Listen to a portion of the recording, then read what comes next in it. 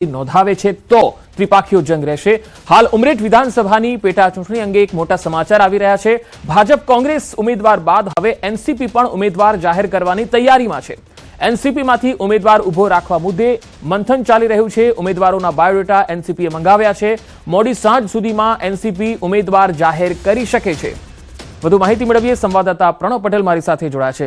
પ્રણવ, એનસીપીએ હજુ સુધી પત્તા ખોલ્યા નથી, શું જયંત બોસ્કી જ આવશે ઉમેદવારીમાં કે અન્ય કોઈ પણ હોઈ શકે?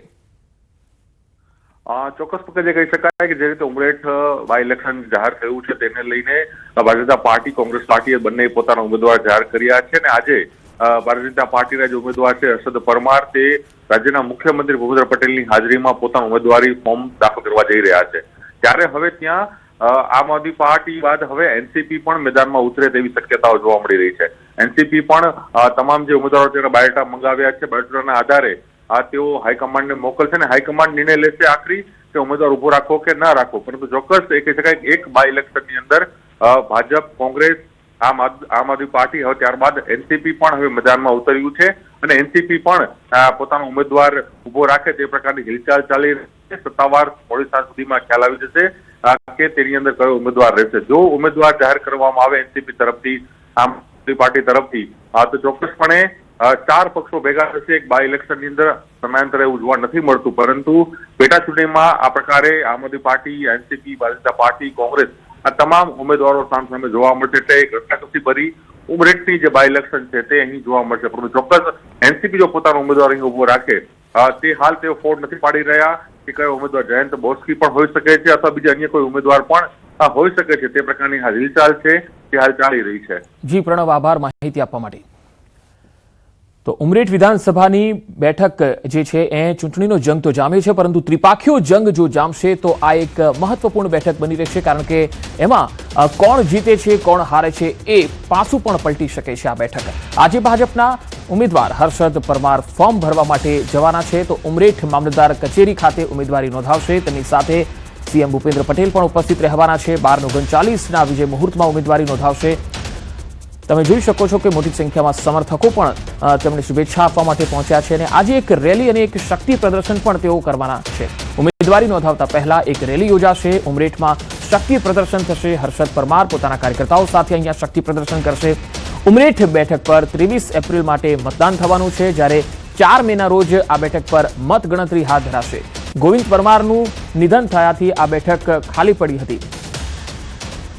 તો કોંગ્રેસની વાત કરીએ તો કોંગ્રેસે ભૃગુરાજસિંહને જાહેર કર્યા છે ઉમેદવાર, અને ભૃગુરાજસિંહ પણ ઉમરેઠમાં અને ખાસ કરીને આણંદના અલગ અલગ જગ્યાઓ પર કોંગ્રેસના સંગઠનમાં પણ કામ કરી ચૂક્યા છે, તાલુકા પંચાયતમાં પણ રહી ચૂક્યા છે અને તેમનું પણ એક સારું એવું નામ અને સારું એવું કદ્દાવર ફેસ તરીકે કોંગ્રેસે અહીંયા ઉમરેઠમાં ભૃગુરાજસિંહને ટિકિટ આપી છે, ઉમેદવાર જાહેર કર્યા છે અને હવે અહીંયા કાંટાની ટક્કર હર્ષદ પરમાર વર્સિસ ભૃગુરાજસિંહ સામે થવાની છે। વધુ માહિતી મેળવીએ જનક જાગીરદાર મારી સાથે જોડાયા છે।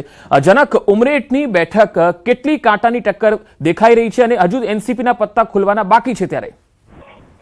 ચોક્કસ આ ઉમરેઠની બેઠક કાંટાની ટક્કર તો છે, કારણ કે એનસીપી પણ અમારી પાસે જે માહિતી છે કે એનો ઉમેદવાર ઉતારશે। બીજું કે ગઈકાલે કોંગ્રેસે ભૃગુરાજસિંહ, જે કોંગ્રેસના બહુ જમીની વ્યક્તિ એટલે કે કાર્યકર છે, અને એને ઉમેદવાર તરીકે પસંદગી કરી છે। સાથે સાથે જે ગોવિંદભાઈ પરમાર ભારતીય જનતા પાર્ટીના સિટિંગ એમએલએ હતા, એમનું નિધન થયું છે અને એમના પુત્રને ભારતીય જનતા પાર્ટીએ ટિકિટ આપી છે। એટલે સ્વાભાવિક છે કે થોડું ગોવિંદભાઈનું બી એક સહાનુભૂતિનું મોજું હોય। કોંગ્રેસની જે વાત કરીએ તો કોંગ્રેસ ભૂતકાળમાં અહીંયા ખૂબ સારું પ્રદર્શન કર્યું છે, પણ છેલ્લા 10 વર્ષથી આ જે ઉમરેઠ વિધાનસભા છે એ ભાજપ પાસે છે। સાથે સાથે ગત ઇલેક્શનમાં ગોવિંદભાઈ પરમારની સામે જયંત બોસ્કી એ ખૂબ સારી ફાઇટ આપી હતી એનસીપીમાંથી, પરંતુ હજી એનસીપીએ બી એનો કોઈ ઉમેદવાર જાહેર નથી કર્યો। હમણાં થોડીક જ ક્ષણો માટે લગભગ અડધોથી પોણો કલાકમાં જે આ ભારતીય જનતા પાર્ટીના ઉમેદવાર છે એ એમની ઉમેદવારી નોંધાવશે। અહીંયા ખૂબ મોટો માનવ મહેરામણ ભારતીય જનતા પાર્ટીના કાર્યકરોનો, સ્થાનિક લોકોનો, તેમજ ઉમરેઠમાં જે પૂર્વ ગૃહમંત્રી હતા પ્રદીપસિંહ જાડેજાને આ એક જીતાડવાની જવાબદારી સોંપાઈ છે।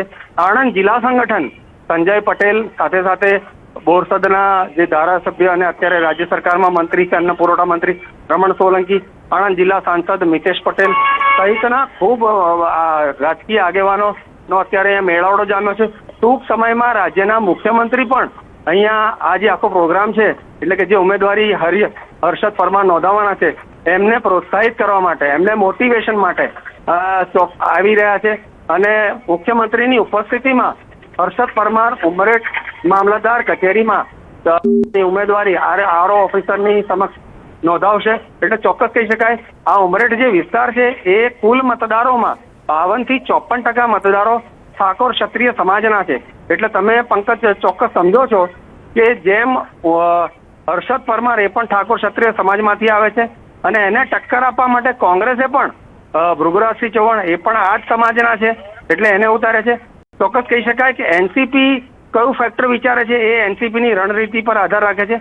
પરંતુ અત્યારના જો સંજોગોમાં ત્રિપાંખીયો જંગ થાય તો ચોક્કસ કાંટે કી ટક્કર એ બહુ સ્પષ્ટ વાત છે. જી પંકજ. જી જનક, આભાર માહિતી આપવા માટે.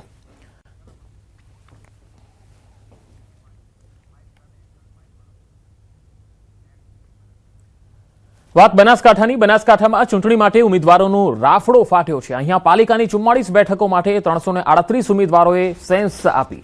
ભાજપમાંથી ટિકિટ લેવા ઉમેદવારોનું લોબિંગ પણ શરૂ થઈ ગયું છે. વોર્ડ નંબર 10 માંથી 50 ઉમેદવારોએ સેન્સ આપી. પાર્ટીનું પાર્લામેન્ટરી બોર્ડ ઉમેદવારી માટે નિર્ણય લેશે. પાર્લામેન્ટરી બોર્ડના નિર્ણય પર સૌ કોઈની નજર મંડાયેલી છે. તો બનાસકાંઠામાં ચૂંટણી માટે ઉમેદવારોનો રાફડો ફાટ્યો છે. અહીંયા પણ 44 બેઠકો માટે 338 ઉમેદવારોએ સેન્સ આપી છે.